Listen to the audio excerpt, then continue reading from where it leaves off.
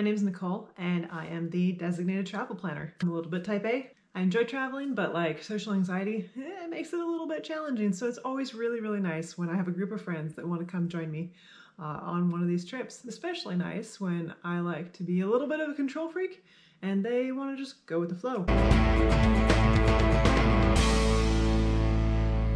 On this season of Boots and Bucketlists, we're going to be on a mystery tour of Europe. My friends don't really know where they're going. I've planned an entire itinerary. I won't spoil it now. Follow and stay tuned to see where we're gonna go. This isn't the first time we've done a trip like this. And myself, my sister Katie, Randy, her brother Warren Clayton, we all went to England, Wales, Scotland, and did a 2-week road trip there. And in the early stages of planning that trip, I kept being like, hey, do you guys want to go see this castle? Do you want to do this activity?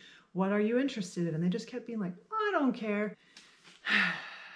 Well, if you're not going to give me an answer, I'm just going to plan it. And you'll have to just go along for the ride. And Warren Clayton was really quick in that group chat to be like, is this going to be like The Amazing Race?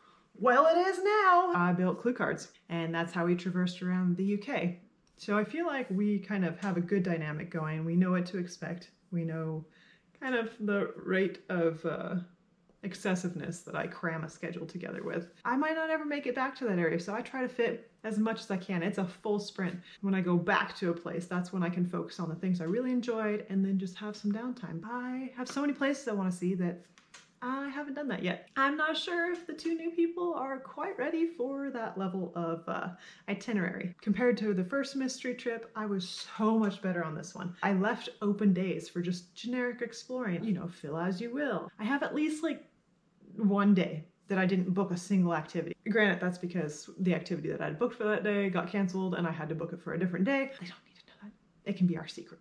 Of course, being a type A planner that I am, I like to anticipate any problem that might come up, right? So I'm thinking, well, we've got 2 sets of siblings. My sister and I could get in a fight. Warren Clayton and Randy could get in a fight. Or we could team up because, you know, family first, and it could combust. In an effort to get around any potential issues there, I made what I called I Spy cards because it was a road trip after all. It was good for basically an argument win. It didn't matter what. You play your card and you'd be like, I win, this argument's over. Or, because I was the control freak who dictated the whole schedule, you could use it to request a pit stop. I picked native animals that were native only to that area, and then periodically as we hit new checkpoints, I'd release a few more cards into play. I did not anticipate the problem that would break out when 2 people thought they saw the red stag first. We shall not mention that because Katie and Warren Clayton still fight about that to this day. Randy was the only one that ever actually played her card for a pit stop. She requested a stop at Gretna Green, which ended up being one of the coolest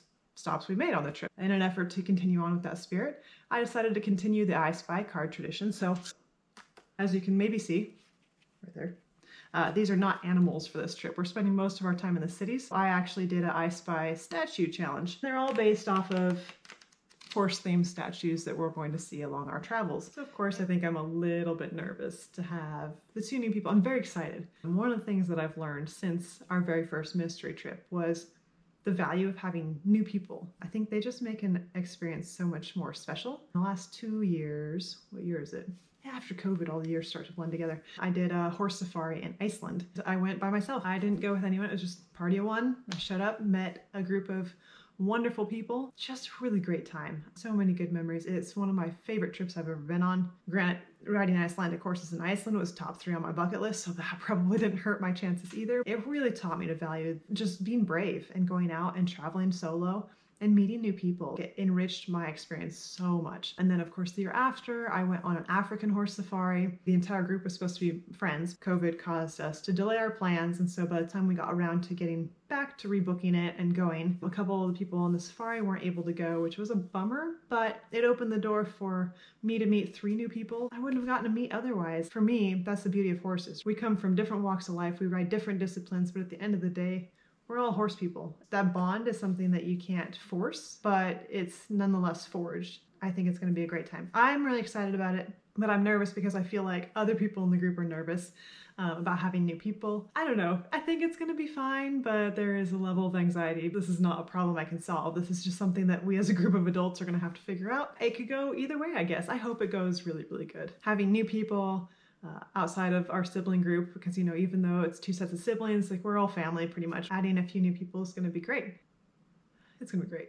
On this trip, we have the same 4 that went on the first mystery vacation. So I feel like we all kind of know what we're getting into, hopefully. But we also are adding an additional 2 new people who have never been on this type of trip. One of them has actually never even met any of us in person. Could be an interesting time. Hopefully they have a good time. Hopefully we all click together and this is gonna be a great trip. You know, one of the things about these mystery trips that always kind of stresses me out, I don't know how they handle it from the other side of things. Like, I know what we're doing. They don't know what we're doing. Looking back at our UK trip, I asked them for their wetsuit size. In hindsight, I'm like, what were they even thinking? We know that we're going to England. Why is she asking for our wetsuit size? I didn't even cross my mind because I was like, well, I need it. So I'm gonna ask for it. Randy, I think, was the most nervous about it because she's like, I'm not a super strong swimmer, but then she's like, Nicole will drown. Nicole cannot swim. So therefore, if it's Nicole planning the trip and Nicole asking for wetsuit sizes, I'm probably going to be fine. She was right. I ended up booking, for those that are curious, is the gill scrambling in Lake District. Absolutely recommend it. Everyone had a blast. But we wear wetsuits as we kind of traverse our way down this mountain stream, jumping off waterfalls.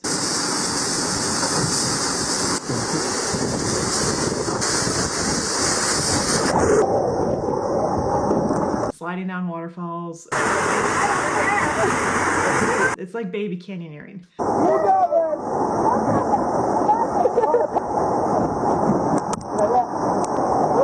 Go for it. For this trip, the mystery item that I asked for their packing list was formal wear. A little bit worried that just by asking for it alone, they could do a little bit of Googling and figure out what we're gonna go to. Floor length formal gowns for the ladies, and then like a dark suit for men. I don't know what's allowed. At least the UK, we had the same language. On this trip, you know, I'm trying to translate with my basic conversational level of German and French and make sure that I've got everything covered. Fingers crossed it all goes good. It's gonna be fine. It can't not be fine, right? Anyway, so for this event, hopefully it all works out. We'll see.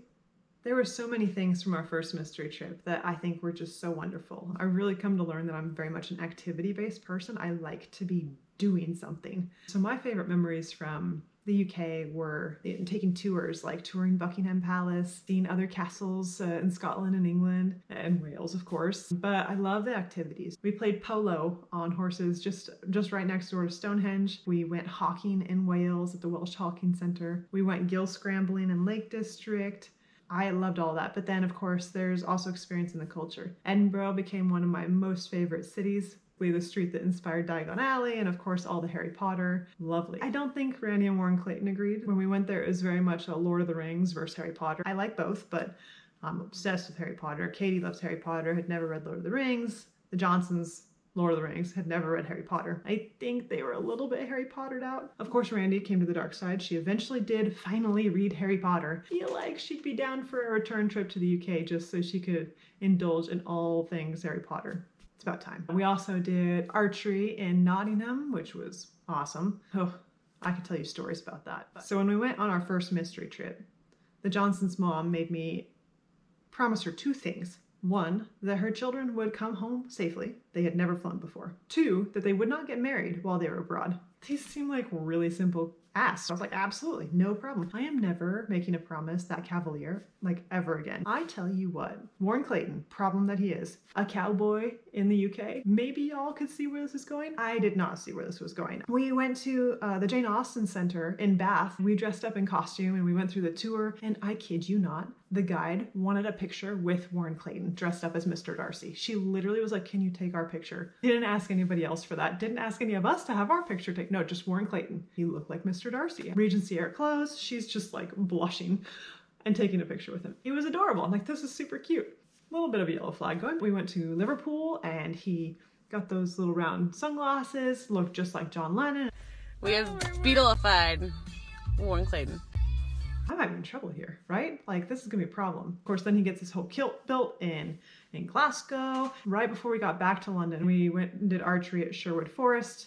And when we were coming back in, we get a radio that like, oh, there's a hen do party waiting for our guide, right? And he radios back. He goes, well, I got a young American cowboy chap named Warren here that'll be excited to meet them. And we roll back into camp, and there's a group of girls. Hen do party is like a bachelorette party. They're all kind of sitting on this bench waiting. We walk in. Warren Clayton's got his big cowboy hat on. I kid you not, with the suavest hat tip I have ever seen. Is like, ladies, I thought that swooning was something that only happened in movies and period dramas. No. It's a real thing. These girls just keeled over sideways. The one on the end of the bench fell off. I'm not even exaggerating. Fell off the bench. I have this promise to their mom. I have all this responsibility. I did not think this was going to be this big of a challenge. I was like, I have one more day. I just have one more day to get to the airport without Warren Clayton getting snagged up. We're gonna be fine. Then on our flight home, Randy kind of went rogue. It was a whole thing, but we did eventually, everyone got home. Nobody was married, and I'm never making those promises to their mom again. Thankfully on this trip, she didn't ask me to make any promises. Probably helps that Warren Clayton's engaged now. He's off the market. So it's just gonna make my life a little bit more stress-free, I think, because that is definitely something I was concerned about when we started talking about a second mystery trip. But you know, there is still Randy.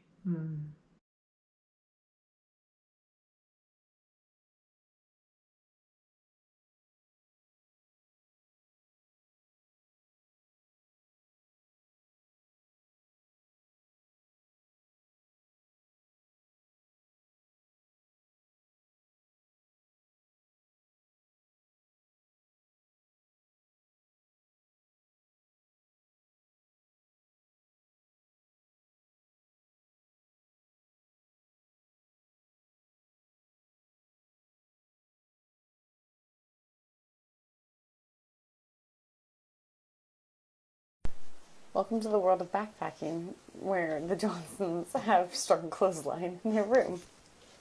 Hey, So proud of themselves.